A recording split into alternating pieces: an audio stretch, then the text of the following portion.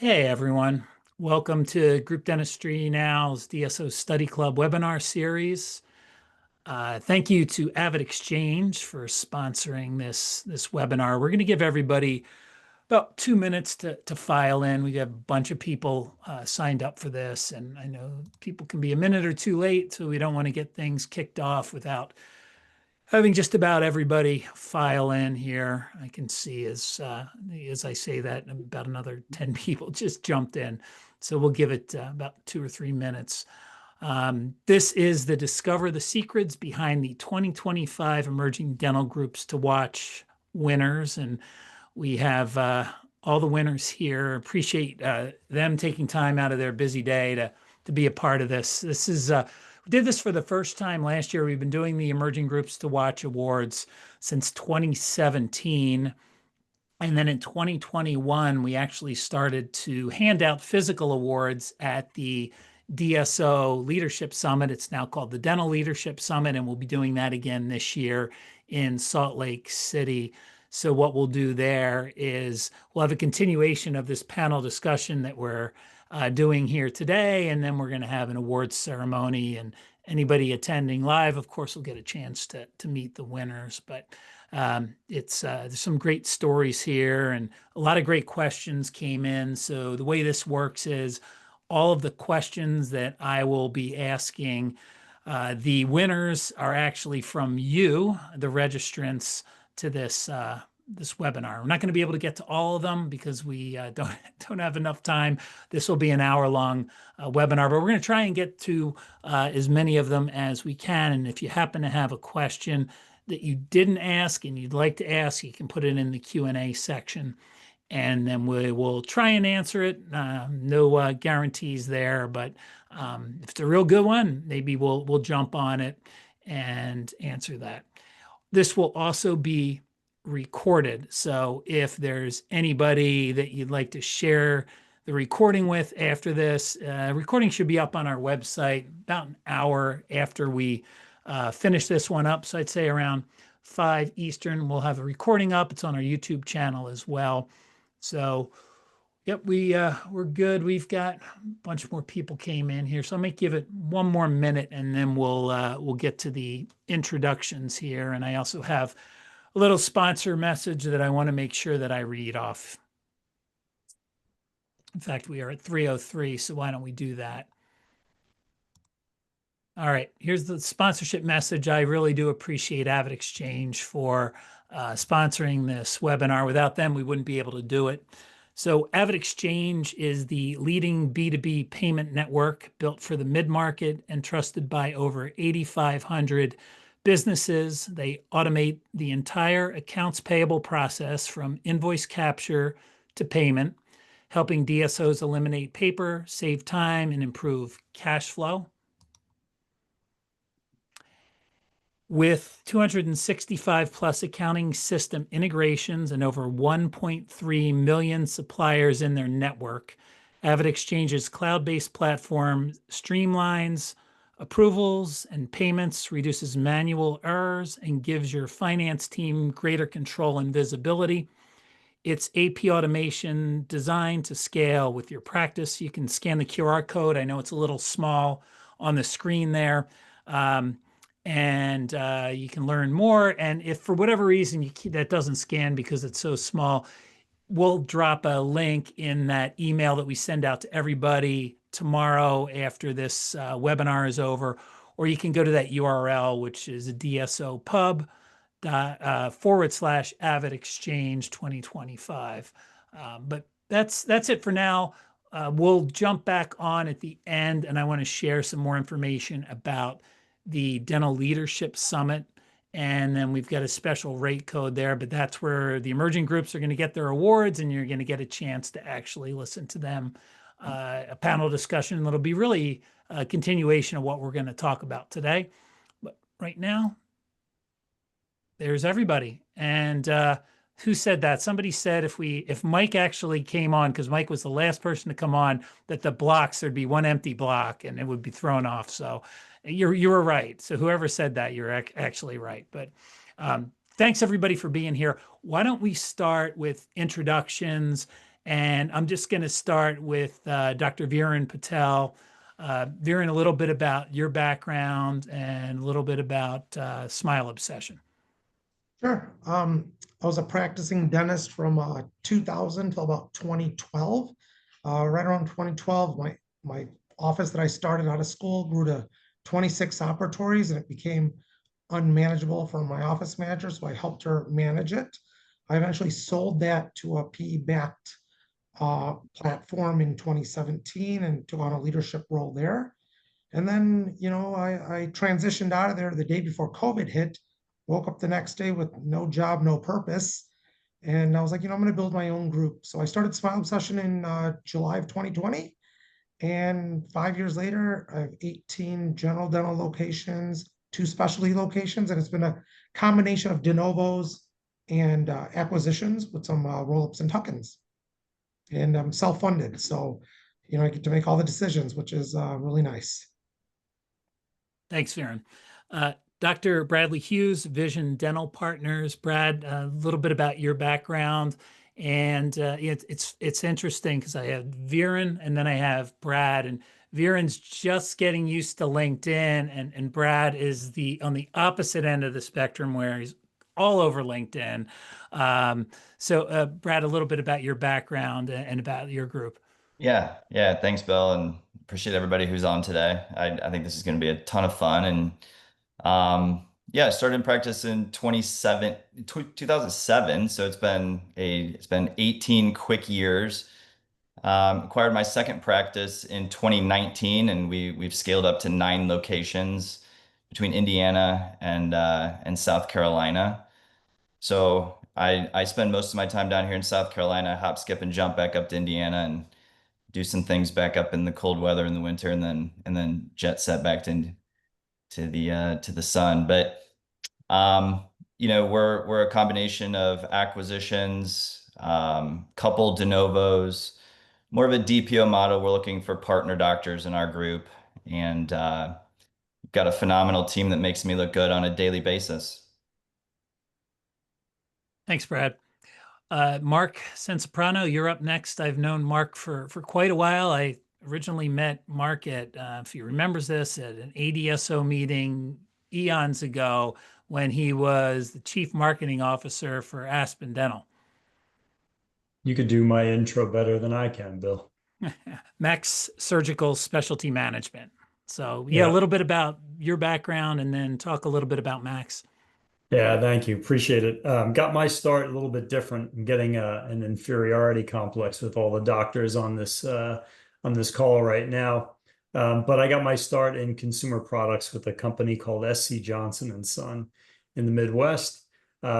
Did some time there, Campbell Soup Company after that. Then was in hospitality, working at some restaurant companies, and then got the opportunity to enter into healthcare with Aspen Dental. Back during some of the early days before support organizations were as widely accepted in the industry as they are now. Some of us who are old enough still remember those days. And then very fortunate to have had the opportunity to help start up Guardian Dentistry Partners, which is a support organization, 13 states, 150, 60, 70 practices we grew to. Did that right when COVID hit, which was an interesting time for all of us. And most recently, helping with a partner, Dr. Jason Auerbach. We're helping build Max Surgical Specialty Management, which supports oral surgery practices throughout the Northeast. So it's been a fun ride. Thanks, Mark. Yep. Dr. Sean Tomalty, he is with EKOS Dental Group down in Florida. Sean, it's good to see you. A little bit about your background and about your group. Thanks, Bill. Well, I'm a dentist by training. I graduated from dental school about 13 years ago, and I shifted focus pretty quickly after dental school when I realized I just couldn't handle the daily stress of being a chairside dentist. So I started my dental group, and we're growing throughout Florida here. And it's all building the team around doctor support, basically to make sure that our dentists don't ever have to go through the stress and pressure of running a practice that I had to go through. So we're pretty strong in our core values and our mission, and we're just have a lot of fun doing it. So that's us. Awesome. Thanks, Sean. Phil Cassis, Hey, Providence Dental Partners. Good to see you, Phil. And I knew you, I guess, at Henry Schein, right? That was, I think, where I may have first met you. Yep, that's right. And it's good to see you at Dykema a few weeks ago. And hello, everyone. My name is Phil Cassis. Mark, I'm with you. I'm a non-dentist, but I did grow up in the dental industry. My dad's a dentist. He's still practicing, going on 45 years now. Brother's an endodontist, sister-in-law's a dentist. I got like 20 cousins that are all dentists. And so I've kind of grown up in and around the industry all my life. And like Bill said, I did spend 12 years at Henry Schein. Most of that time I spent more on the business consulting side with customers, and so had the opportunity to network and consult with dental practices, DSOs, and even some of the former group dentistry and now award winners in years past, and kind of work with them on the behind the scenes stuff on the business side. So everything from dental HR, revenue cycle management, marketing, all the business operations side of the practice. And in late 2023, I did partner with Dr. Jason Mann, who is a co-founder of Providence Dental Partner and founder of Providence Dental Spa in Macon, Georgia.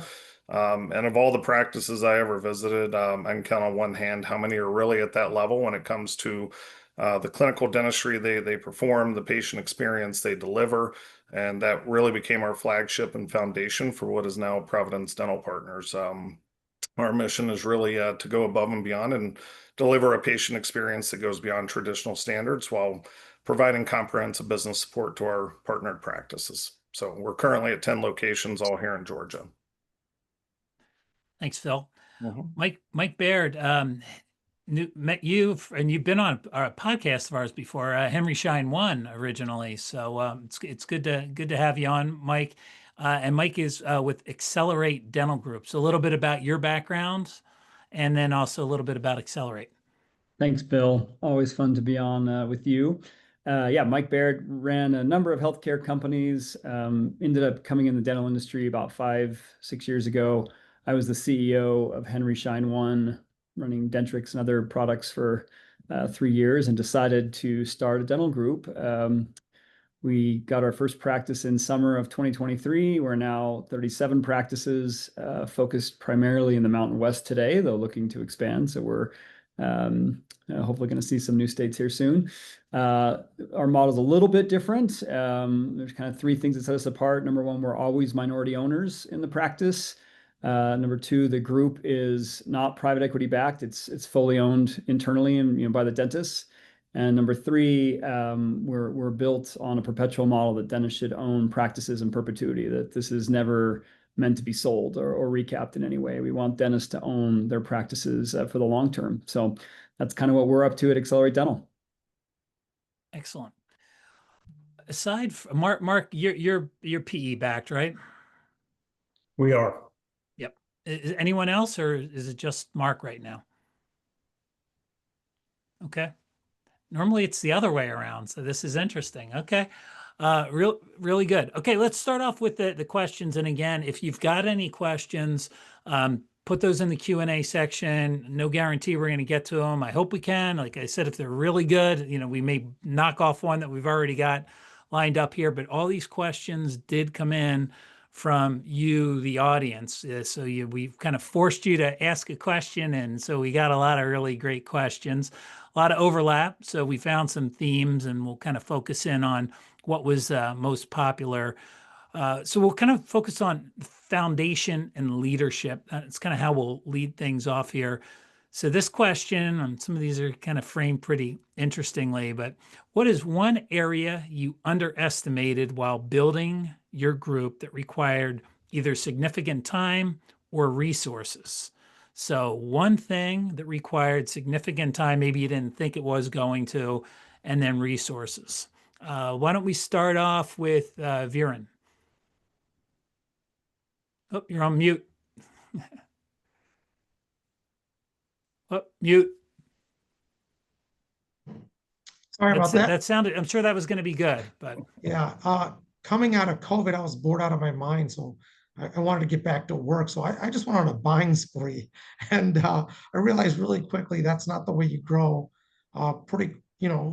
And I made some mistakes, and I went on a hiring spree as well, and I realized I needed to slow down. So for me, it was I underestimated hiring the right team members, and recently I've underestimated having the right leases in place.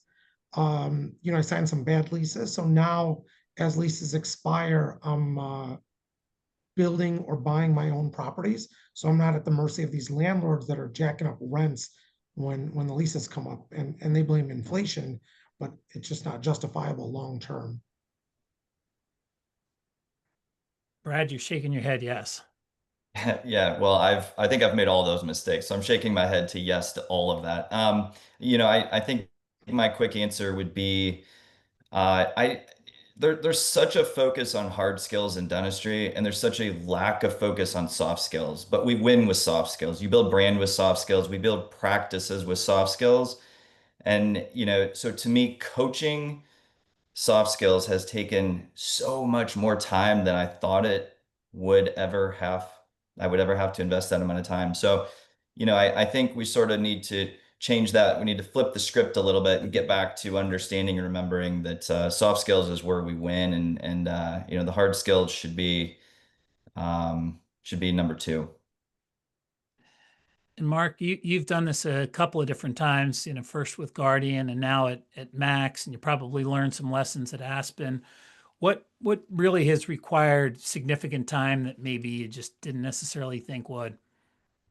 I think maybe I'll speak to Max, Bill. I don't think so. My background is in general dentistry, as you just mentioned. I don't think I understood well enough the degree of customization that's required to support oral surgery practices and deliver great support in a meaningful way.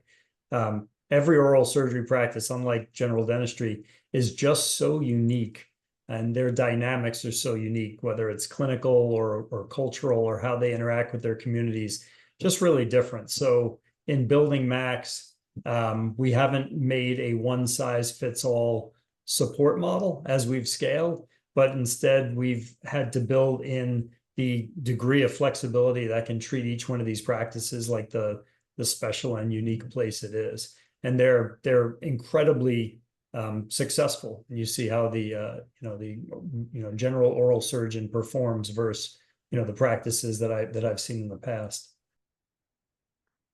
Sean, how about you, as far as something that maybe required more time than you thought? Yeah, something I probably continue to underestimate is implementing new systems. Whatever we try to implement, we're constantly trying to implement more systems and add more layers, to the company. And I realize that to make things run smoothly, you kind of have to do that, obviously. But in order to successfully execute on implementing new things, you have to just maintain really consistent communication with the teams, with your doctors, and of course your operations team, to make sure that you get from point A to point B successfully. Because if you don't have that just consistent communication and follow through, then it's never going to be implemented properly. I think that's a theme that I hear quite a bit is, you've got a lot of solutions out there, especially when it comes to technology. And I think there's a lot of apprehension because of just what you're saying, the time it takes to implement something that's different, and then to onboard somebody, and then hopefully that vendor partner is actually there to support you, which sometimes they are, and other times they're there to make the sale, but maybe don't necessarily have the support that you need in order to make that implementation smooth. So yeah, I that seems to be consistent. I hear that quite a bit. Phil, how about you?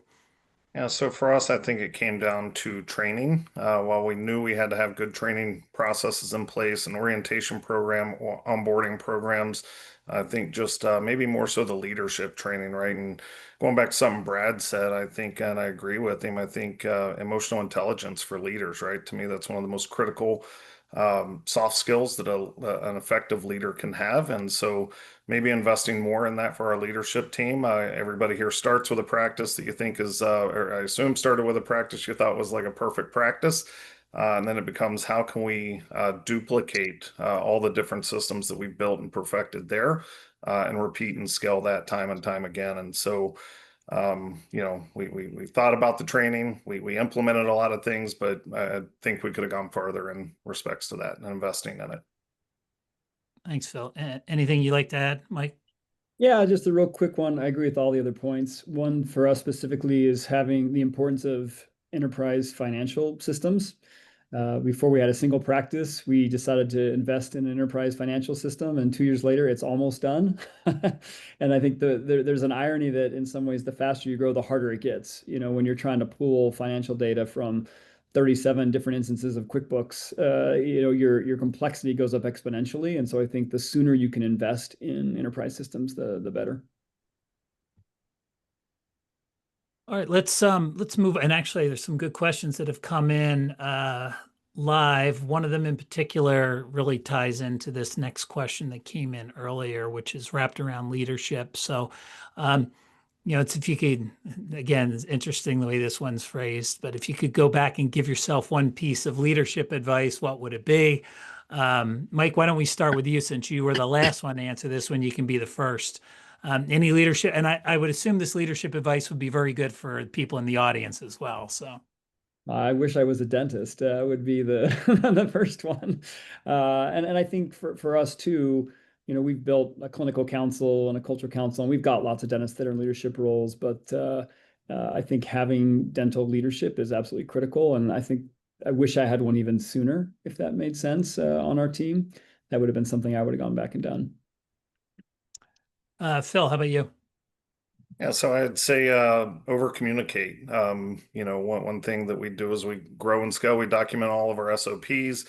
We think we're being clear with our verbal communication, but as you grow and you bring in people from outside the organization, as you're rapidly expanding or bringing on new practices, you tend to make some assumptions sometimes. And so I would say just over communicate, find a more efficient cadence with some of your teams, your leadership team for sure. We say, we have a saying here in the South, clear as mud. And we say that a lot, right? And so the other thing I would say is just be patient, right? They didn't build Rome in a day, and some of us are growing quickly. And so having the patience, it's easy to map out plans and strategies and forecast numbers on a piece of paper. It's another thing to go into these offices and execute at a very high level and get them to the standards that you expect for your organization. Sean, any leadership advice? Yeah, to me, it would be slow down on hiring. And he froze up on that one. Uh-oh. There Sorry, you go. can you hear me okay? Yeah, Yeah. sure can. To me, it would be slow down on hiring. Good one. Did it again. That was fun. So that's that. So tell us a little bit more about that. It's funny. Every time you said that, you froze up. So I don't know if I want to say the word. Yeah, go ahead. Well, basically just taking more time to find employees who really I think we're having some internet issues. Maybe you can even pop your screen off for a second, and maybe that'll help. Can you guys hear me a little bit? Yep, I can hear you. Sorry, I guys. guess it Sorry wasn't. about that. That's okay. Yeah, go ahead and skip me here. All right, you want to? Should we skip over you? We'll go to Mark right now on the leadership and see. Maybe you could drop out and jump back in. I think a number of the folks, Bill mentioned it on the call already. I think the advice that I would give myself if I go back in time is hire for values, not just resumes, or partner with folks based on values, not just based on clinic statistics. Because I think the most important thing is the people, and a number of folks on this call mentioned the emotional intelligence. It's got to be the right fit. It's got to be the right partnership. And if you get it right, good things just tend to happen. And if there's a little nagging red flag in your gut, then it's probably trying to tell you something. Excellent. Sean, we'll go back to you. So it was slow down on hiring, Slow down on hiring and prioritize people who are aligned on your values, on your core values. That's something that, when sometimes you're in a rush and you need to fill a position and you kind of make some sacrifices, and then it always bites you down the road like 10 times worse. And you say, if I just would have taken an extra 2 weeks, I would have been in such a better position now. So that's my 2 cents. Yeah, and I mean, it makes sense with the challenges that we have with recruitment and retention, which is actually something, there's a couple of questions wrapped around that you would just almost, you rush through things because you're worried that you're not going to find somebody right in that 2 or 3 or 4 weeks, because it is such a challenging environment right now. So it makes sense that you'd make that mistake. Brad. Yeah, I'm just going to piggyback on top of what Sean said. Full agreement. Core value alignment. I think to add one piece on top of that if I could go back, and I mean, I could go back a month or I could go back 10 years and I continue to kick myself in the head, hire hungry people above how great their resume looks, above how many years they've done this. I don't care. I want hungry people. Viren? Brad stole my words. I love hungry people. For me, it's, take your time, don't rush growth, over communicate, under promise, over deliver. Some bits of advice I'd have given myself back then if I knew that. But hunger, that's point on, Brad. Well, a lot of you mentioned this when it comes to, hiring and making sure that you have people that are, some that are part of your culture, right? That fit with your culture. So this next question is, how do you align everyone on your team around the same vision? And Dr. Patel, why don't we start with you? For me, it's just portray the vision, put it out there, and then show them the results, right? If the leadership team can't communicate the vision and the leadership team cannot execute on that vision and showing them the results that's tangible, your team's never going to get behind you. So myself and my team, we're in the weeds. We're doing the work, right? We're rolling up our sleeves, and everyone gets behind that. Brad? Yeah, I mean, same thing. We talk about our core values a lot, but at the end of the day, like it's a results and an execution game, and myself and my core team, like we've got to be out there executing and driving results and showing everybody that's paying attention that's the expectation, and that's the bar that we're going to set, and that's the expectation that we have throughout the company. Mark, that alignment question, I mean, is there a way to do that? Do you have like scheduled group meetings, or do you have meetings that maybe are, the docs have meetings and then maybe the C-suite have meetings, and how does that all work? And do you think that helps with alignment?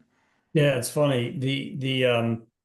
In my career, I've had a chance to work for 2 companies that have been on Fortune's top 100 companies to work for list.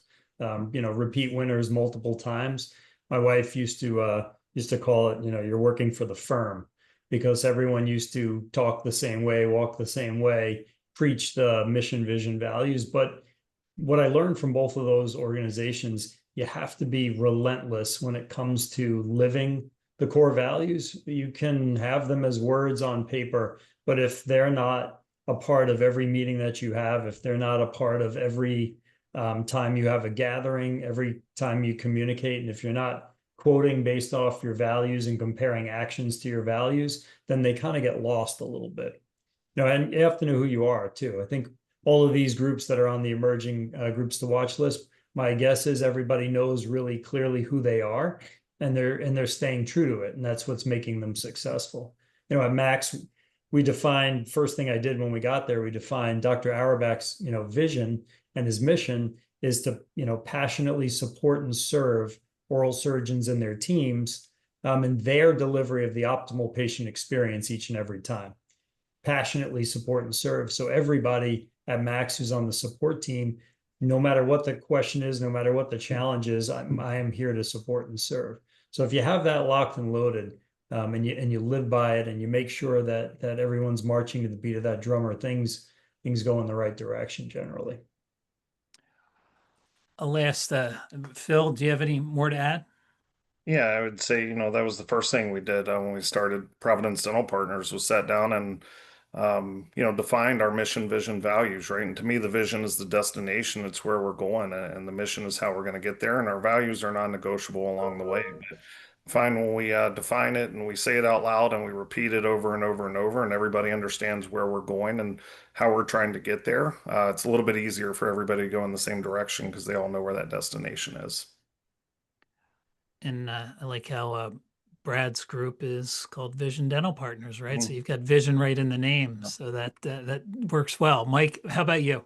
Yeah, I was just going to add, I agree with everything that's been said. You got to reinforce the values always. In our organization, where we have true autonomy for our dentists, we're minority owners, so we literally can't force them. So we want to be absolutely certain that we're aligned as partners. We have a 2-month diligence process. We don't even mention financials until week 5. We spend the first 4 weeks getting to know doctors, what their goals are, what their family goals are, what their practice goals are, where they're trying to go, and what matters to them.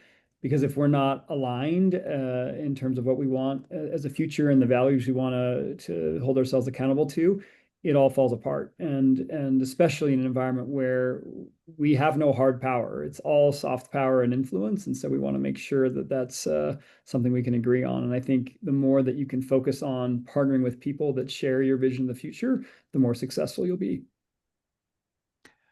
Sean, anything to add? Or did The you only thing start thinking? Go ahead. Yeah, the only thing I'll add is incorporating the values into employee reviews. So when the employees know that their salary increase or their reviews are going to be dependent on their commitment to the values of the company, then you're going to drive a lot more alignment. All right, we're going to jump over to growth and scaling. So we've got a lot of people that have registered that have practice 2, 3 locations, right? So I think there's some great questions here. So there's a question around building a foundation for a successful DSO, and I think Mike touched on the investment on the finance side of things, but building systems I think is really critical. So maybe the question, what would be the first thing that you would centralize as you scaled up, whether you've centralized that and you can, that's the way to go. That first thing, is it the finance? Is it HR? Is it practice management at all your locations? And are you all, I guess maybe I should ask this question, is everybody acquisition based, or is anybody doing de novos as well? Is it a mix? I'm doing We both. do. So. Yeah, we're doing both. You're doing both too. Okay. All right. Great. Great. I want to jump to that one too. So, okay. So what's the first thing that you'd recommend centralizing, or what's the first thing that you have centralized? Sean, we'll start with you. Definitely. Well, accounts payable is for us, and actually AR as well has been. So the finance department is the quick answer. Okay. Mike, you were shaking your head. Yes. It has to be finance, right? Like if you're not all looking at the same numbers, it's really hard. I think finance, you mentioned HR. I think looking at things like supplies and things are probably next, procurement.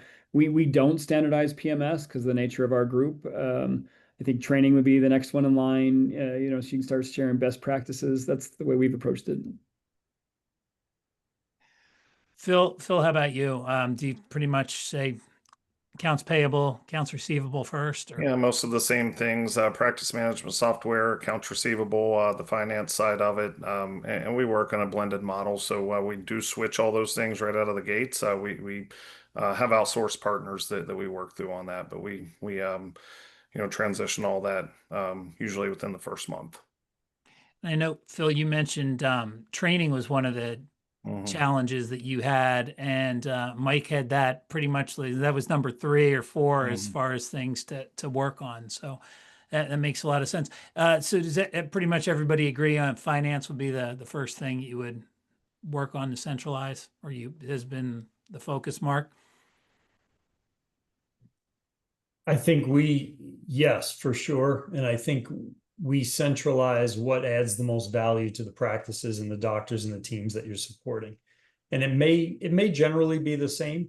Finance for sure. I mean, you have to centralize certain things, bank accounts and ability to, I forget if it was Phil or not who just said AR and AP, maybe Sean. Yeah, you have to do that. But then from there, operations, can you help support? Can you have boots on the grounds to alleviate some of the challenges? Recruitment, right? Putting aces in places so you have the right team members. I guess it just depends on what the needs are of the practice. And the other thing is, you know, all of us, you're going to accelerate your ability to do that as fast as you can, because that's how we add value as support organizations. Do all these things fast. You don't have to centralize your practice management system. You know, Mike, your system doesn't lend to that easily, but there's other ways around that. There are systems that can sit on top. That's what we did back in the Guardian days. So it really just depends. Let's move on to the big question here, which I think is, it used to be that a group was either de novo focused or acquisition focused, and there wasn't a lot of this hybrid, right? Because it was like a different skill set for sure. But now it seems like there's more of that going on for various reasons. Brad, now is your model hybrid? Are you doing one of each, or is it 40-60? What's it look like? And we've done 7 acquisitions, 2 de novos. Okay. All right. And would you do more de novos?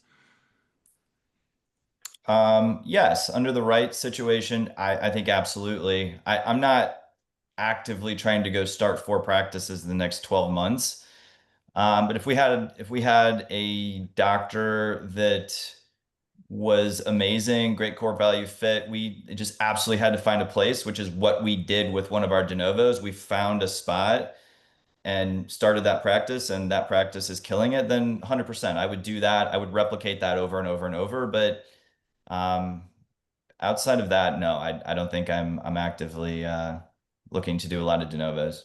So you're more comfortable with the acquisition side of things? Yeah. Okay. Viren, how about you? You're also doing some de novos. Yeah, I'll kind of start off by answering the last question. I'll lead into this, but for me, I centralized everything from day one before I even had one location. I mean, you name it, we centralized it, including front desk staff. I don't have them in any location. So it was really easy for me to scale really quickly. And I learned really quickly that de novos were much easier than acquisitions, because it just fit my model better. And I was able to scale them up really quickly and put them onto my platform versus buying someone else's headache. Prime example, I bought an office and every staff member quit the very next day.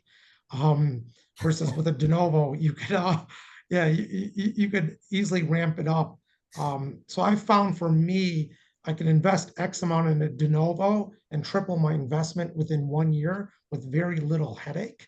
So I built 4 or 5 de novos last year. I'm currently have 3 under construction, and I think I'm going to stick with that model unless a steal of a deal comes along from an acquisition standpoint. Excellent. Mark, you're all acquisition. Is that correct? Yeah, mainly all acquisition, but we call some of them acquinovos, because we're in oral surgery. If the oral surgeon is towards the tail end of their career, and if they want to transition out, it is not, it's almost like starting over again, building all the new referral relationships. So sometimes you acquire a practice, but it's a do-over. But I was with the probably the #1 de novo machine, Aspen Dental, for 5 years, and in my time there, I think we did 370 de novos. And there is definitely, when you're going to scale de novos, and it sounds like Dr. Patel, right? You have the right model and mindset, build it from the ground up, make sure your whole organization is set up to support it and do it right and come out of the gate strong. Because it definitely is a heavy lift, and it's definitely a skill set that you want to make sure you're not just dabbling in. Phil, how about you at Providence? Yeah, I think this question comes back to something we talked about earlier about knowing who you are and sometimes who you aren't. While we've been all acquisition model, sometimes we have picked up some what we call value add practices to where they've got enough there for us to get started, and they've got a great location, the space to expand. We've been able to pick some of those up and really grow into them. So they're not true de novos, but just understanding your limitations too, right? If you're going de novo strategy, sometimes that takes full teams to be able to do that, like an Aspen or some of the larger DSOs in the industries do it. And our team and our structure is more set up for operating acquisitions or practices that are already stable. And so, that's really been our approach to it. We have found some of those value adds though that fit in nice with the rest of our practices. Excellent. And Mike, your model's a little bit different. So you're doing acquisitions, but they're a minority, right? That's how you do things.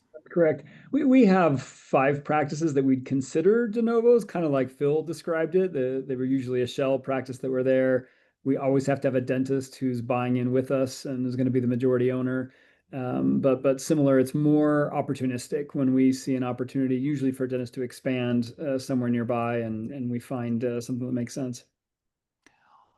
I'll shout out to either and Brad and Viren, and on the de novo side of things, what's the time frame to kind of get yourself to break even? Do you have I'm sure you probably have a goal in mind as soon as possible, but what is there a typical horizon, 6 months, 9 months? What does it look like, Viren? Yeah, so I have my own in-house construction team, so I don't outsource anything, and I'm breaking even by month 3. So it's pretty nice. How about you, Brad? Yeah, I don't have my own in-house construction team. So like, what the hell are you doing? Send them to Indiana and maybe I'll do more de novos.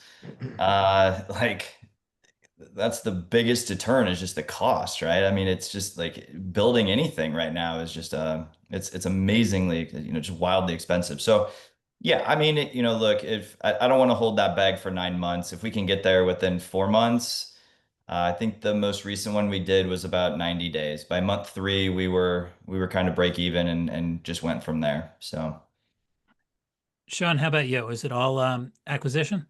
We do 50-50 de novos and acquisition. Yeah, I think de novos are easier because you control the culture and you control the operations from the beginning. And certainly they're less expensive if you get it right.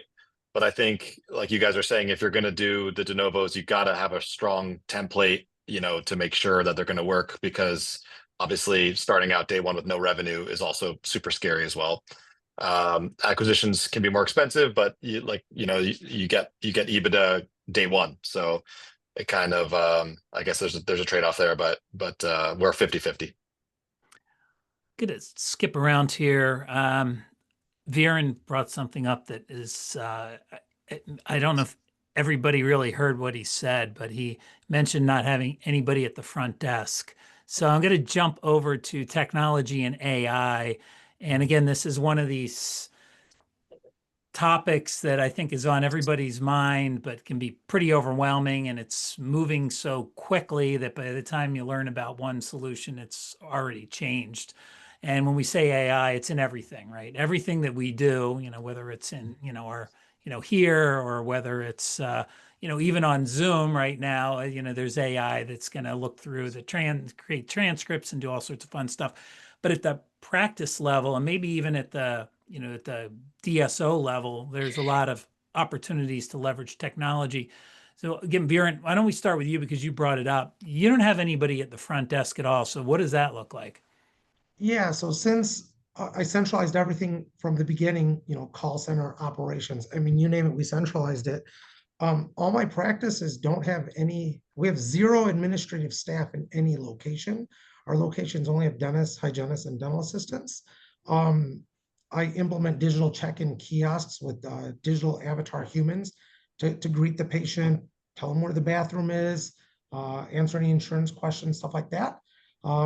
My dental assistants, or my dentists are all trained in revenue cycle. We put them through root camp for a week or 2 before they even start.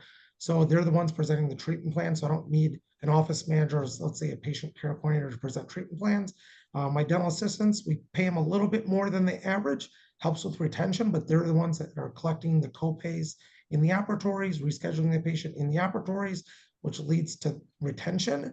But more importantly, it leads to higher clinic level EBITDA, right? Because we just don't have any front desk staff in any of these locations.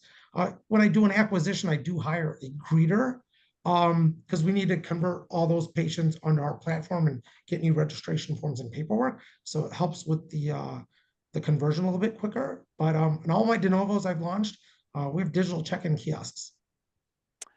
So you're probably in an anomaly, but maybe that's what the future looks like for sure. So Brad, what does vision look like?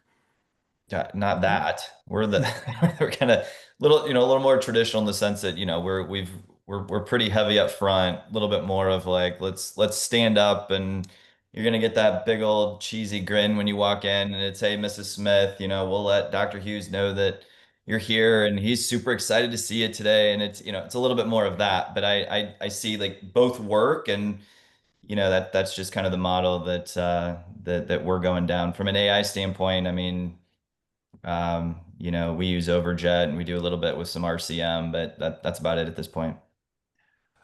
So with Overjet, how long have you been using that? And, how has that been? Do you use that really as something to share with the patient? And does that help with treatment acceptance? Yeah, I think so. I mean, it's, the days of having to sit there and go, hey, Johnny, you see that black spot on this X-ray, and they lie through their teeth and go, yeah, sure, man, I see that. Like those days are done because now it's just a big old red spot on the X-ray, and we go, look, red is decay, and they go, yeah, red doesn't sound good. Let's fix it. And so, I don't think it's a tool for most dentists. Like we're missing a bunch of things. I don't think that's what Overjet is. I think it's just great to in front of the patient and say, red is bad. Anything that shows up red is decay. Hit a button and boom, there's 2 spots of red. And they're going, shoot. All right. How quickly can you get me back in? So I think from that standpoint, especially for younger dentists, game changing.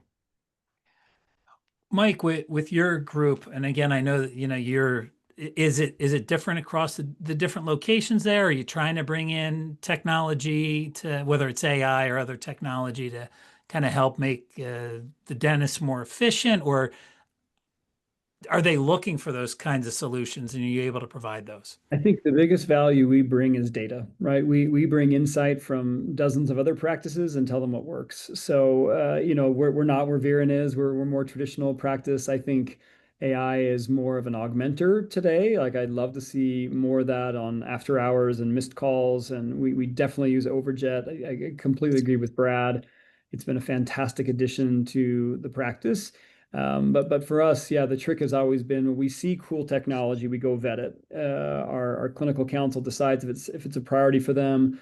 We pick 6 practices to pilot it. We gather before and after data. We open up to the group and say, hey, here's what we've learned, and here's the price we've negotiated, and we think you should do this, but it's up to you.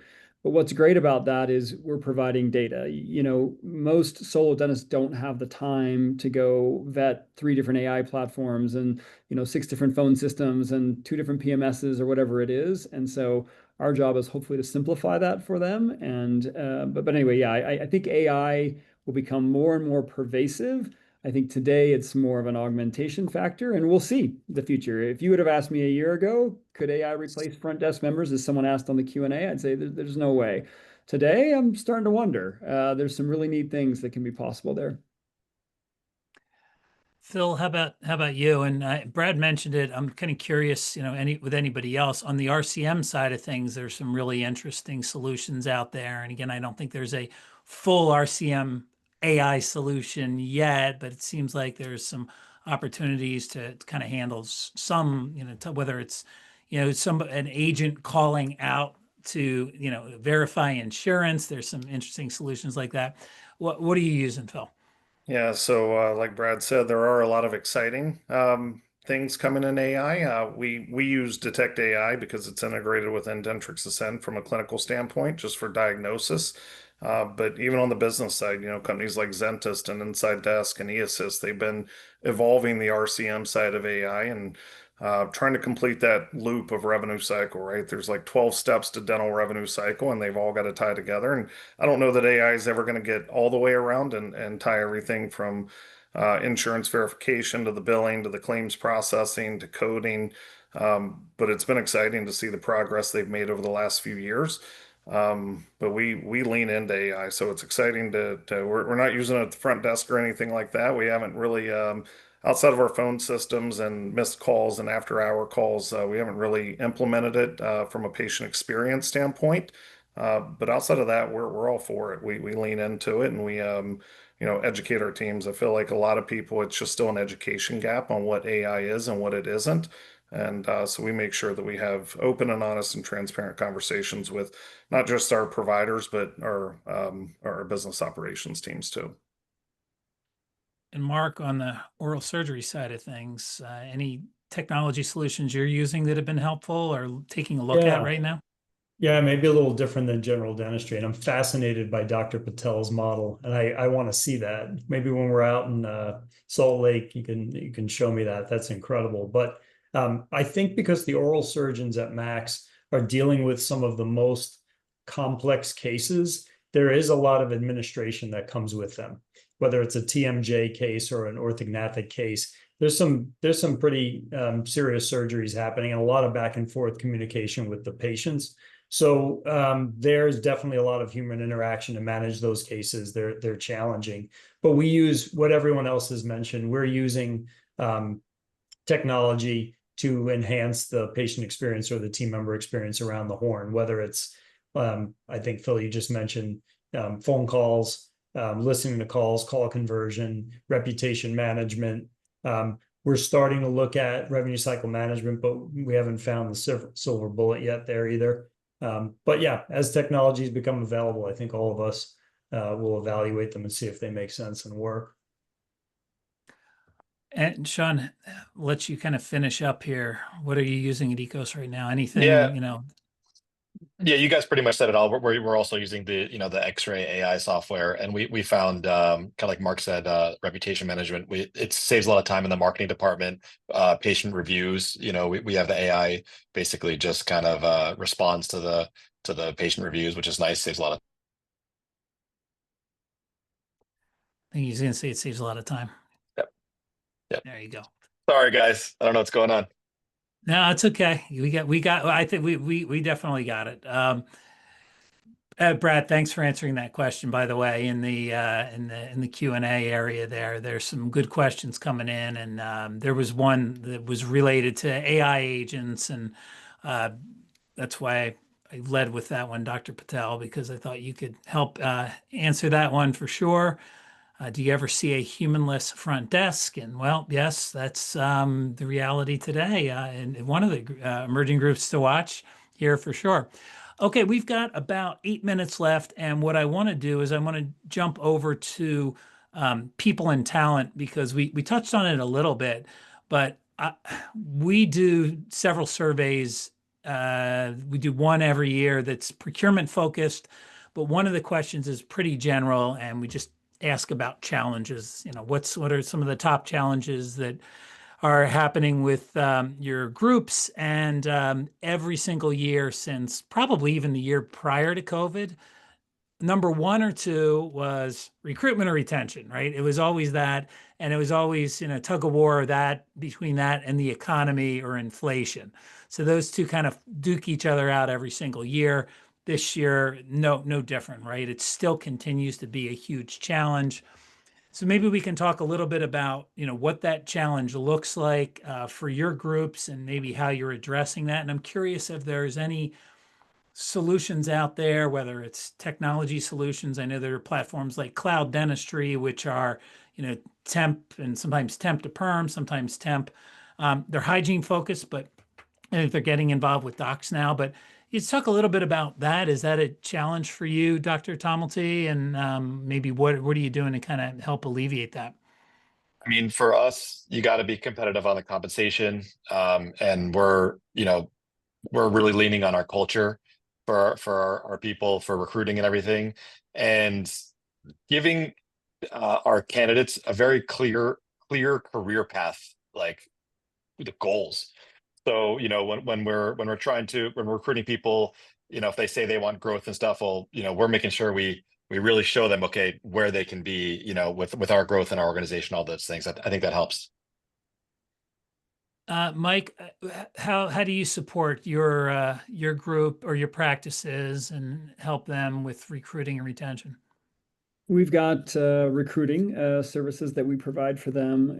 It's been especially an acute need in hygiene, as I'm sure everyone else can relate with, but we see the same challenges in finding assistants and front desk people, et cetera. And I'd echo the other comments that have been said. You got to have the right compensation. You've got to have a great culture. You've got to bring a place where people want to work. We've worked really hard on career pathing as well. You shouldn't think of your career as being held to this office. If you want to grow and manage multiple offices or do something bigger, we would love to see that. And I think that makes a big difference as well.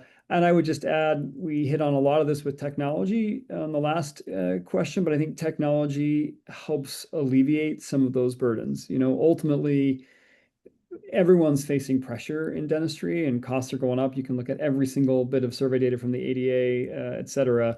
Dentists are making less, everything's costing more, right? Those are two trends that are moving in the wrong direction. And to me, the only answer for that is usually technology of some form or another. And so how do we make people more efficient, whether that's, AI tools, whether that's better systems, et cetera. But yeah, that continues to be probably all of our biggest challenges is finding the best people to run our practices.